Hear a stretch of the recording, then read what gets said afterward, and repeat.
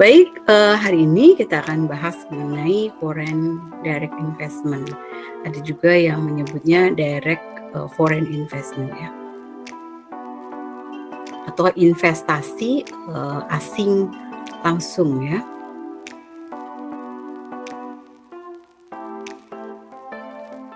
Ada beberapa materi yang terkait dengan foreign direct investment, yaitu pengertiannya, kemudian mengapa sih perusahaan itu harus melakukan go international, kemudian juga keunggulan dari multinational company, dan juga ada beberapa metode atau mode dari investasi yang dilakukan oleh MNC.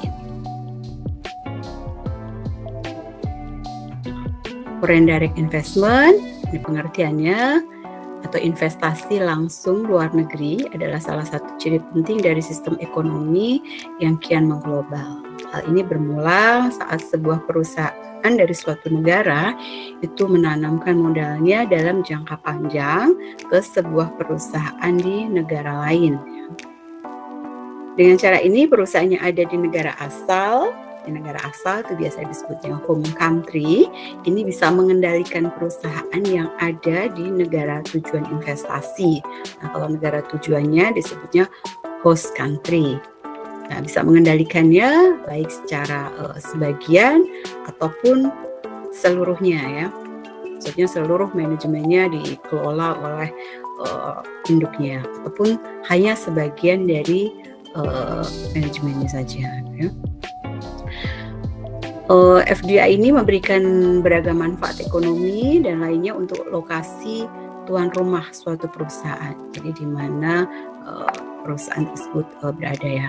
Jadi manfaat ini termasuk seperti meningkatkan lapangan kerjanya, peningkatan pendapatan, dampak menguntungkan untuk investasi lokal, juga alih teknologi, membaiknya keterampilan buruh, meningkatnya ekspor, meningkatnya persaingan internasional dan perusahaan-perusahaan lokal, serta meningkatnya persaingan domestik. Kalau di sini dilihat banyak sekali ya manfaat dengan adanya FDI ini, baik bagi perusahaan home country maupun bagi host country-nya ya. Jadi investasi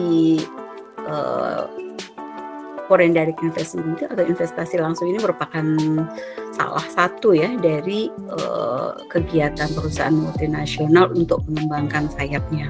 Kalau minggu kemarin kita udah belajar mengenai portofolio ya internasional. Jadi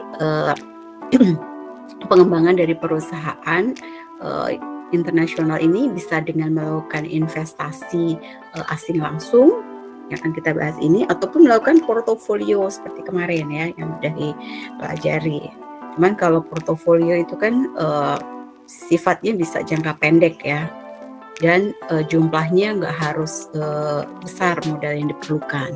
Kalau untuk investasi asing langsung berarti perusahaan harus mendirikan anak perusahaan di negara lain. Nah, ini tentunya memerlukan investasi yang besar ya, modal yang besar, kemudian jangka waktunya juga pasti panjang ya, mungkin setahun 2 tahun kan nggak mungkin, pasti perlu waktu yang cukup panjang untuk bisa kembali modalnya ya. Dan juga ini pasti melibatkan manajemen yang baik ya untuk mengontrol seluruh aktivitas dari perusahaan anak tersebut. Apalagi kalau perusahaan baru, anaknya baru, tentunya perlu kontrol yang bisa menyeluruh ya terhadap seluruh manajemen perusahaan anaknya. Nah, ini ada beberapa tipe atau strategi ya yang biasa digunakan perusahaan untuk melakukan foreign direct investment ini ya. Kemarin udah dipelajari, mudah-mudahan masih ingat mengenai ada strategi organik dan juga ada strategi anorganik ya namanya. Kalau organik itu dia mendirikan perusahaan baru, ya.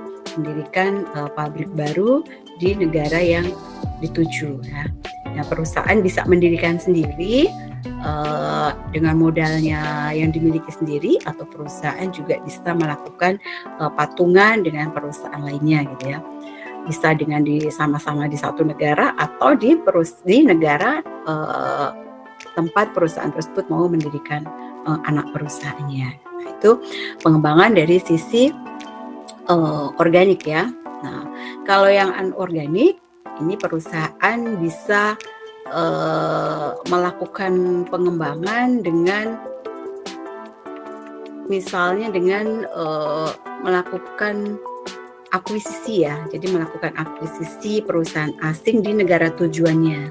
Negara tujuan sudah ada perusahaan. Nah, perusahaan asing tersebut bisa melakukan akuisisi terhadap perusahaan tersebut. Nah, biasanya strategi ini digunakan untuk lebih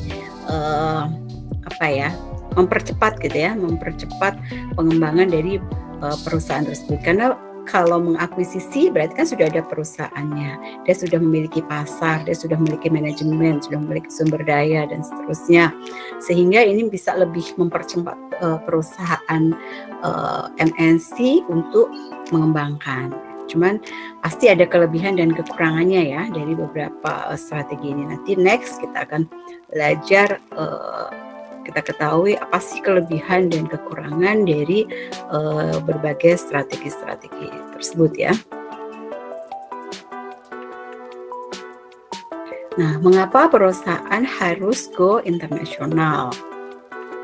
Salah satu teori yang berusaha menjelaskan jawaban terhadap pertanyaan tersebut adalah ketidaksempurnaan pasar. Mudah-mudahan masih ingat nih, di awal kita sudah belajar mengenai ketidaksempurnaan pasar ya, yang berasal dari teori organisasi industri. Nah, menurut teori tersebut, perusahaan multinasional ini muncul karena ingin memanfaatkan ketidaksempurnaan pasar atau produk atau ketidaksempurnaan pasar keuangan.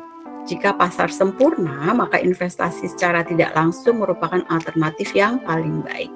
Investasi secara langsung ini melibatkan risiko dan biaya yang cukup besar. Sehingga hanya apabila keuntungan yang tinggi diperoleh, maka investasi secara langsung layak dilakukan. Keuntungan yang tinggi tersebut hanya mungkin diperoleh dengan memanfaatkan ketidaksempurnaan pasar. Ketidaksempurnaan bisa muncul secara alamiah atau juga seringkali muncul karena berbagai peraturan yang ditetapkan oleh pemerintah berbagai negara di dunia. Contohnya adalah tingkat upah tenaga kerja yang berbeda satu sama lain. Berbagai peraturan ditetapkan oleh berbagai negara untuk menarik investor asing ya. Jadi teori ketidaksempurnaan pasar ini sebenarnya terkait dengan teori keunggulan komparatif ya. Jadi teori keunggulan komparatif ini menyatakan bahwa masing-masing negara itu memiliki keunggulan untuk keunggulan ya spesialisasi ya dari negara tersebut. Misalnya kayak di Indonesia, keunggulan komparatifnya adalah misalnya kaya akan sumber daya alam ya, kemudian juga tenaga kerjanya cukup banyak dan juga murah ya. Nah, ini merupakan keunggulan komparatif yang dimiliki oleh suatu negara. Nah, seperti kalau di Jepang, keunggulan komparatifnya misalnya adalah teknologinya lebih maju gitu ya. Nah, ini terkait keunggulan komparatif ini dengan ketidaksempurnaan pasar juga ya, sehingga ini akan memacu multinational company itu untuk memanfaatkan sumber daya yang dimiliki oleh negara lain tersebut ya.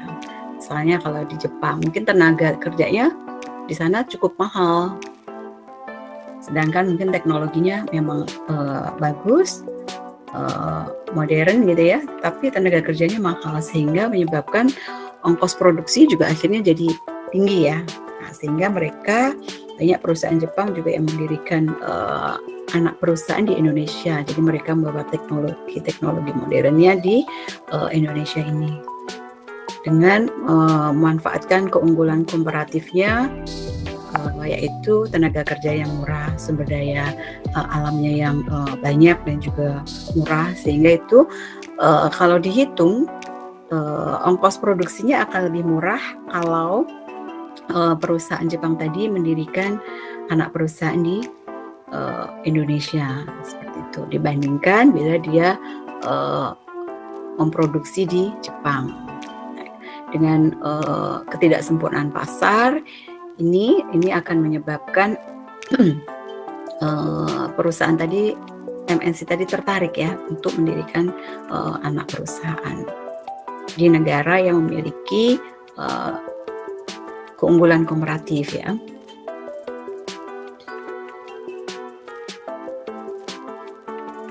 Kemudian mengapa perusahaan masih melakukan go internasional?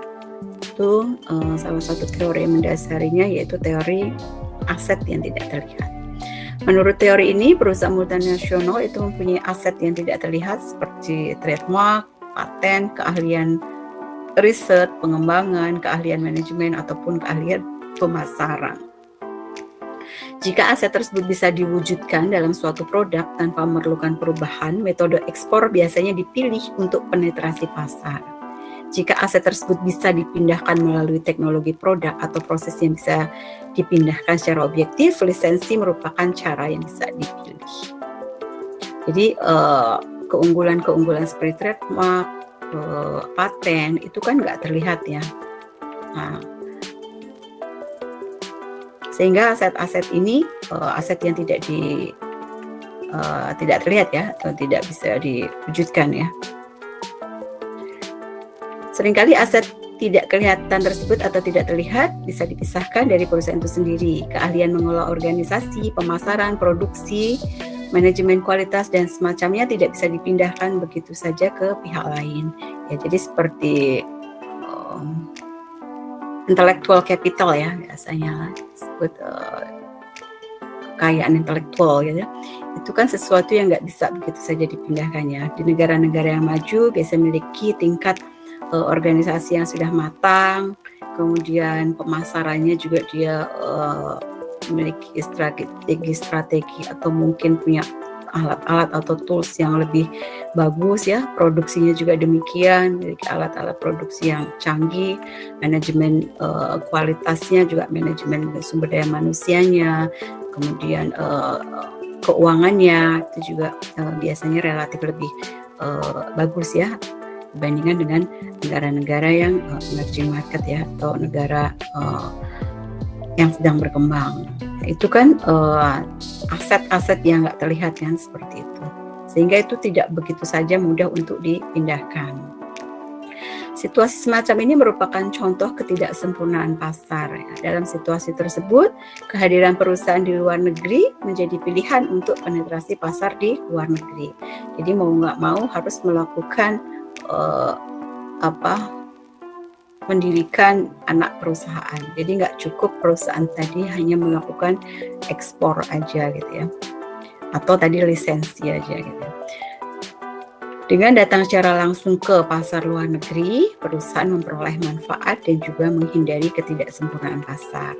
Tapi tentunya ada biaya yang berkaitan dengan upaya tersebut, seperti biaya pengendalian, biaya administrasi lainnya. Sepanjang manfaat biaya tersebut melebihi biayanya, maka kehadiran perusahaan di luar negeri bisa dibenarkan. Jadi intinya bagaimana manfaat yang diperoleh itu harus lebih besar daripada cost-nya ya. Perusahaan bisa mendapatkan keuntungan. Nah, ini tentunya perlu pertimbangan yang matang sebelum perusahaan memutuskan untuk mendirikan anak perusahaan.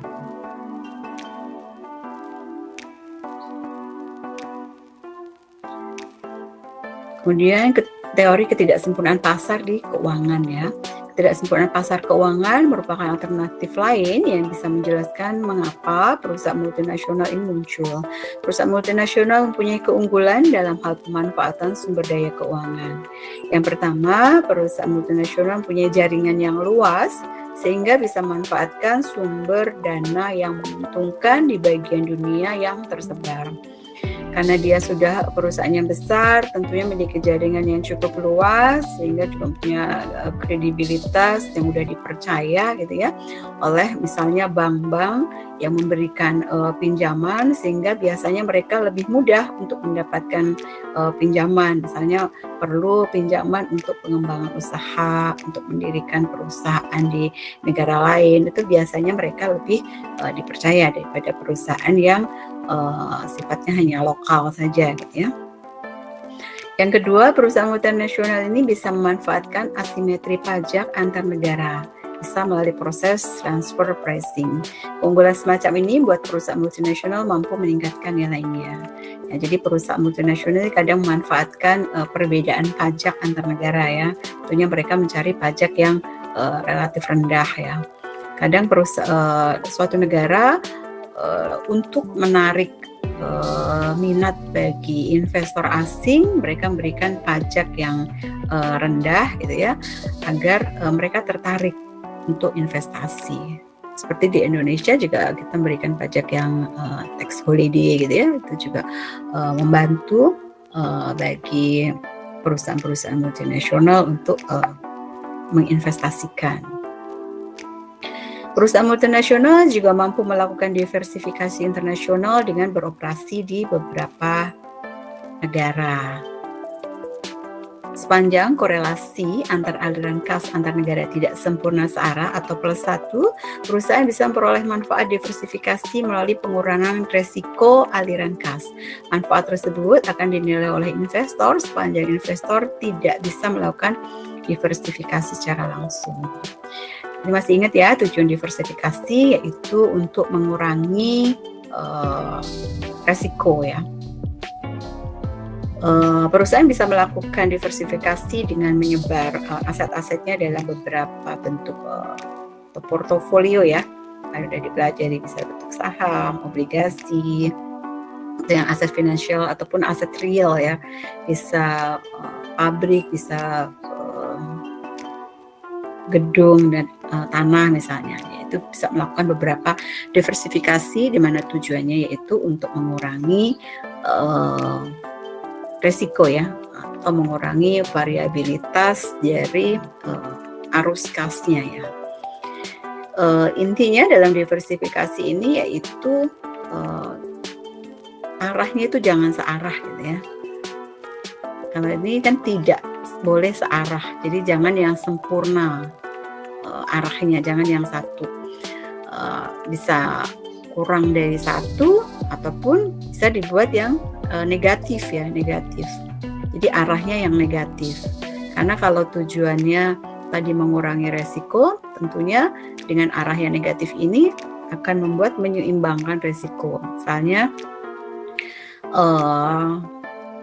suatu saham ya, saham dipilihlah saham-saham yang beragam gitu ya, jangan hanya pada satu industri tapi beberapa industri, karena kemungkinan apabila terjadi sesuatu yang merugikan pada satu industri, kemungkinan industri lainnya tidak berpengaruh ya. Misalnya seperti pada saat COVID kemarin, banyak industri pada jatuh ya harga sahamnya, termasuk yang biasanya tinggi nilainya seperti saham mining gitu ya, atau energi itu biasanya tinggi. Tapi kemarin sempat ambruk juga pada saat pas COVID gitu ya. Nah, itu bisa kita combine dengan beberapa saham selain itu, jadi beberapa industri lainnya, seperti mungkin saham farmasi yang pada waktu itu cukup bagus nilainya ya, cukup walaupun pada saat COVID tapi justru dia tinggi. Kita bisa combine beberapa saham dari industri yang berbeda, atau dengan tadi aset-aset yang berbeda ya, bisa dengan obligasi atau derivatif lainnya ya. Jadi intinya kita bisa menurunkan resiko ini dengan diversifikasi. Nah, salah satunya diversifikasi selain aset, kita juga bisa menyebarnya dalam banyak negara. Ya, jadi kita bisa menyusun diversifikasi ini bukan hanya pada satu negara, tapi kita bisa perusahaan bisa men-share resiko tersebut pada beberapa negara. Mungkin ada anak perusahaannya ada di negara berkembang, yang ada di Asia, mungkin ada yang di Eropa, ada yang di Australia. Nah, kan setiap benua itu kemungkinan terjadinya sesuatu yang menimpa semua kan bisa berbeda-beda ya efeknya. Nah, seperti itu salah satu tujuan ya dengan adanya diversifikasi ini. Kemudian ini sebenarnya masih lanjutan dari yang tadi ya, yaitu teori adanya product life cycle. Masih ingat ya belajar mengenai siklus dari suatu produk. Di kehadiran perusahaan ke luar negeri ini didorong oleh strategi defensif, yaitu untuk menjaga keuntungannya. Pada waktu produk mencapai tahap kedewasaan dan persaingan harga menjadi semakin penting, perusahaan dapat melakukan investasi langsung ke luar negeri ya. Jadi dalam teori siklus produk atau product life cycle ini, perusahaan ini awalnya dia biasanya akan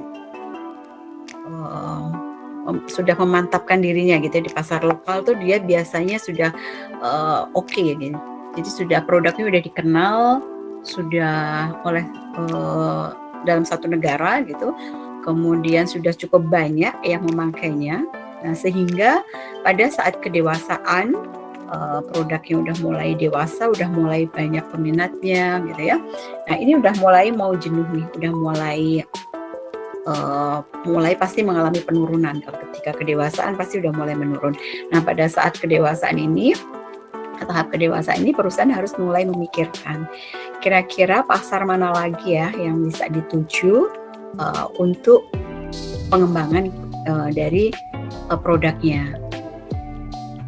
Kalau di satu negara aja pasti udah jenuh kan, karena ibaratnya semua orang udah memakai produknya. Sehingga dia harus meluaskan lagi, ekspansi pasar lagi, bisa ke negara-negara lainnya, sehingga tahap kedewasaan ini tetap terus ada. Jangan sampai, biasanya kalau kedewasaan udah kemudian tahap mulai menurun ya. Nah, jangan sampai ada penurunan dari produknya tersebut. Nah, salah satunya yaitu dengan melakukan pengembangan ya, atau ekspansi ke pasar luar negeri ya.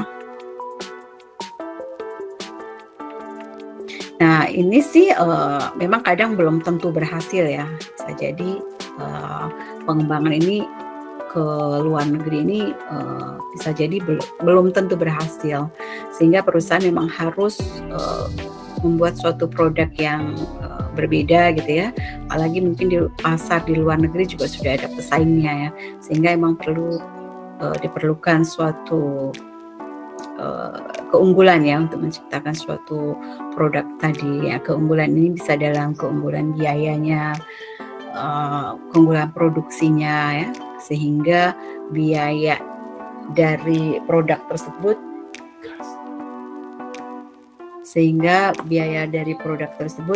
bisa lebih murah ya, sehingga dia bisa berkompetisi dengan produk-produk di negara tempat tujuan dia ya.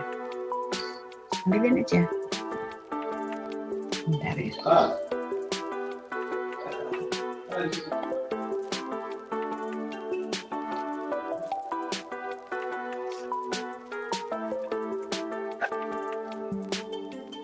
Ya, selanjutnya yaitu mengikuti pimpinan. Nah, menurut teori ini, jika suatu perusahaan melakukan investasi asing di luar negeri, perusahaan pesaing ini akan merasa terancam. Karena itu perusahaan pesaing ini akan melakukan investasi asing langsung ke luar negeri juga. Dengan cara semacam ini, perusahaan pesaing akan paling tidak mempertahankan daya saing perusahaannya dibandingkan perusahaan yang pertama. Banyak contoh kegiatan investasi luar negeri yang sesuai dengan teori tersebut. Sebagai contoh, Honda mendirikan pabrik mobil di Amerika yang kemudian diikuti oleh pabrik mobil Jepang lainnya. Tutup, Pak. Seperti Nissan dan Toyota. Kemudian Coca-Cola juga mendirikan pabrik pembotolan di luar negeri yang kemudian diikuti oleh Pepsi. Sehingga terkesan dua perusahaan tersebut bersaing di mana-mana, tidak hanya di Amerika. Biasanya memang seperti itu ya, mengikuti pimpinannya. Jadi mereka terus melakukan persaingan bukan hanya di dalam negeri tapi juga di luar negeri.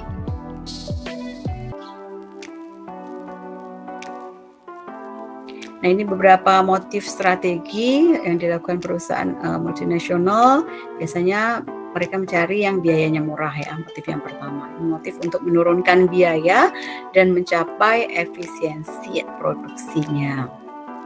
Kemudian upah tenaga kerja bervariasi cukup tajam dari satu negara ke negara lainnya. Nah, tentunya mereka pasti mencari biaya yang murah, tenaga kerja juga yang murah ya. Kemudian untuk pasar produknya, perusahaan pergi ke luar negeri untuk mendekati pasar potensial. Jadi di mana suatu negara itu biasanya yang mungkin jumlah masyarakatnya besar ya, jumlah warga negaranya besar, seperti di Indonesia ini kan jumlahnya cukup besar, kemudian tingkat konsumsinya juga cukup tinggi ya. Nah, ini akan menarik minat multinational company ya. Kemudian bahan baku juga, mendirikan pabrik di negara di mana bahan baku berada merupakan cara yang lebih efisien untuk menjalankan operasi. Jadi biayanya murah, tenaga kerja murah, pasar produknya besar, bahan bakunya juga murah. Perdagangan internasional. Perdagangan internasional tidak sepenuhnya sempurna karena pemerintah negara-negara di dunia mengenakan berbagai peraturan yang mengendalikan perdagangan negara tersebut dengan dunia luar. Jadi perdagangan internasional ini memang ada beberapa restriksi yang dibuat oleh pemerintah untuk tujuannya salah satunya untuk melindungi perusahaan di dalam negeri ya. Dengan kemarin tampak dengan tarif, dengan pajak, dengan kuota ya, jumlah yang diimpor, nah itu bisa mengurangi ya. Kemudian pengetahuan, perusahaan mendirikan perusahaan di luar negeri dengan memanfaatkan kemajuan pengetahuan di negara tersebut tadi ya, teknologinya, kemudian manajemennya, intellectual capitalnya ya. Jadi mereka mentransfer itu semua. Bagi perusahaan yang di negara di mana perusahaan tersebut mendirikan, mereka juga dapat keuntungan nih, ada tadi ya alih teknologi ya, kemudian transfer knowledge ya, mereka juga dapatkan. Kemudian keamanan politik. Perusahaan pergi ke luar negeri dengan tujuan untuk memperoleh jaminan keamanan eksistensi perusahaan. Nah, ini pastinya faktor juga yang sangat menentukan ya, keamanan dalam politik ini, sehingga mereka juga merasa aman dalam usaha ya. Apalagi untuk perusahaan multinasional yang biayanya cukup besar untuk investasinya, apabila tidak aman maka ya ngeri juga ya, pasti kemungkinan juga akan kehilangan modalnya. Nah, sehingga ini menjadi faktor yang cukup perlu dipertimbangkan. Keunggulan perusahaan multinasional yang tidak dimiliki oleh perusahaan domestik ya. Yang pertama, skala dan cakupan ekonominya. Skala ekonomi merupakan salah satu sumber kekuatan dalam persaingan. Skala ekonomi ini bisa diperoleh untuk bidang pemasaran, produksi maupun keuangan. Di skala perusahaan multinasional itu memang biasanya sudah besar ya, baik di bidang pemasarannya, kemudian produksinya mereka kan pakai mesin-mesin yang bagus, yang modern.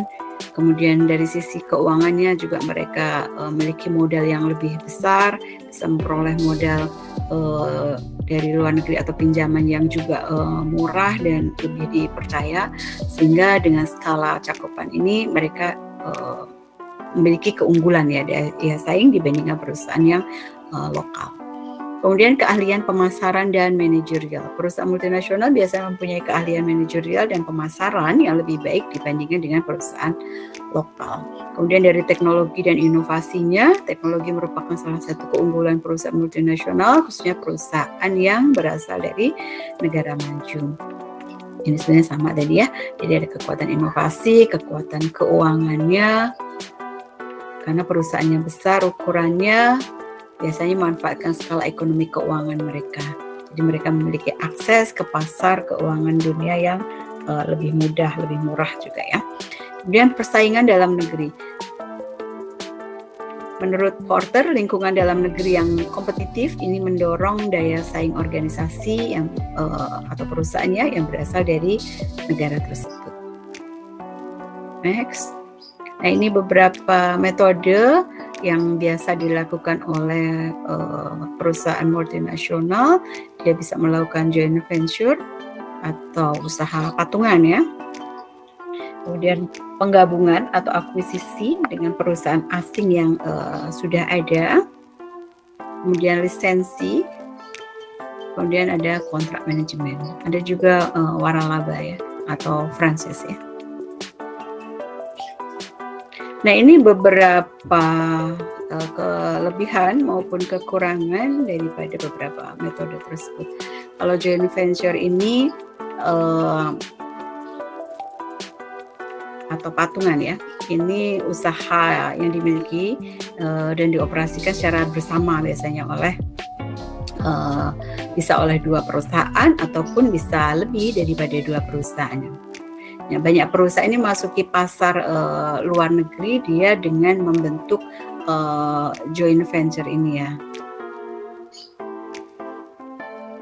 Ini beberapa keuntungannya dari joint venture, yaitu sekutu itu maksudnya perusahaan yang ada, perusahaan lokal. Ini lebih memahami tentang keadaan lingkungan di mana perusahaan joint venture didirikan. Seperti misalnya adat istiadatnya, masyarakatannya, lingkungannya. Jadi kalau ini joint venture-nya dengan negara, perusahaan di negara lokal tersebut ya. Kan biasanya kalau perusahaan di dalam negeri biasanya lebih paham lah kondisinya di negara tersebut ya. Kemudian kelebihannya berikutnya, sekutu lokal atau perusahaan lokal itu mungkin memiliki teknologi yang cocok ya untuk lingkungan setempat. Karena bisa jadi teknologi yang dibawa walaupun modern tapi mungkin nggak sesuai gitu dengan lingkungannya. Nah, mungkin yang perusahaannya sudah ada lokal ini bisa lebih cocok teknologinya. Kemudian akses ke pasar modal, negara tuan rumah mendapat dipertinggi oleh hubungan dan reputasi sekutu lokal. Nah, kekurangannya jika salah dalam memilih perusahaan sekutunya atau patungannya, maka akan meningkatkan risiko politik yang dihadapi.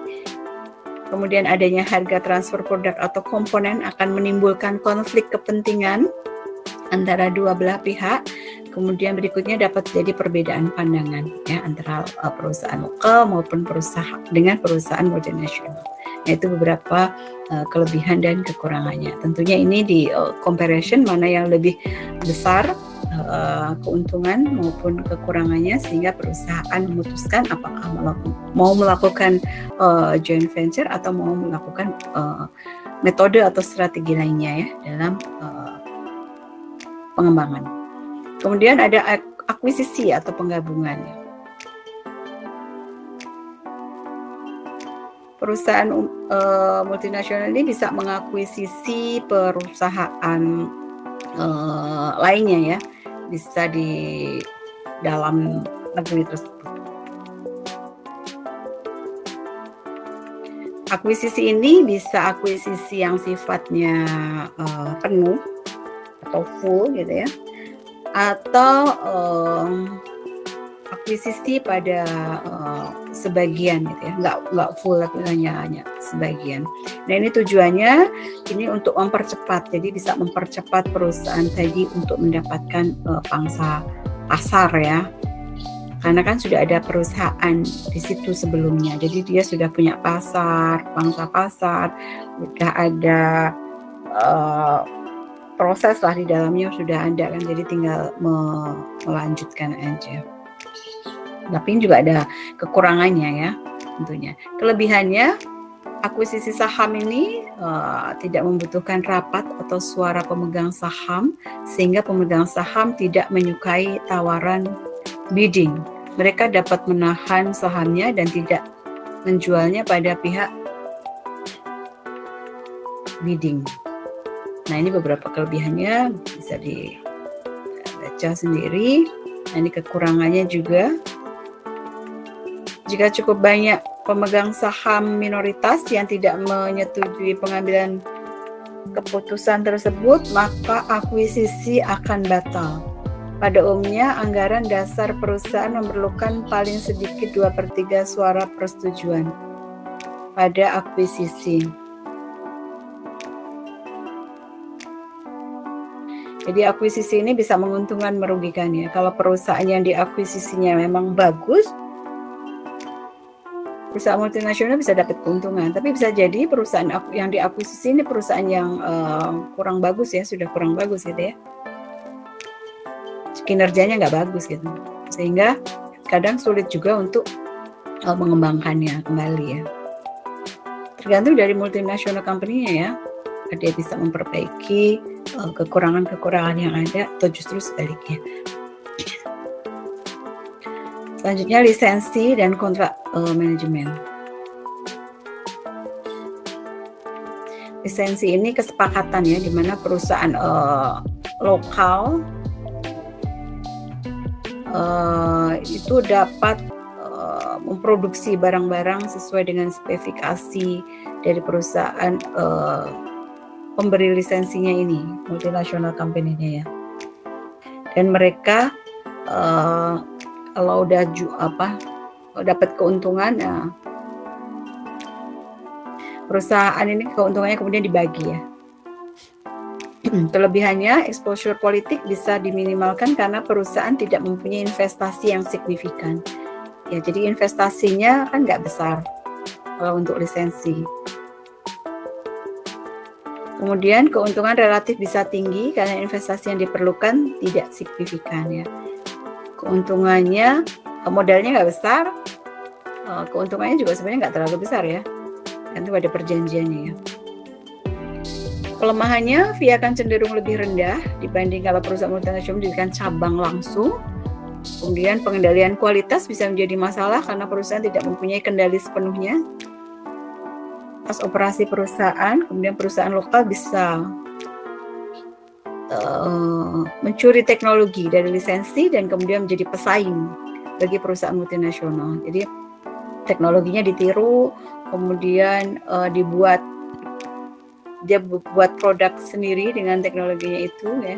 Kadang bisa menciptakan produk yang lebih bagus dan ini justru menjadi pesaing sendiri ya bagi perusahaan MNC.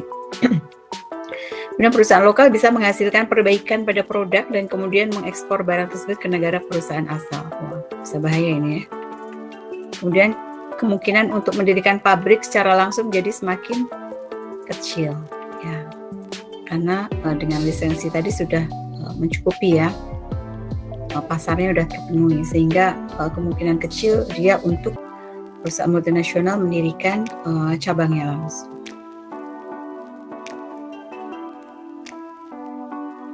Ya baik, itu materi terkait dengan foreign direct investment.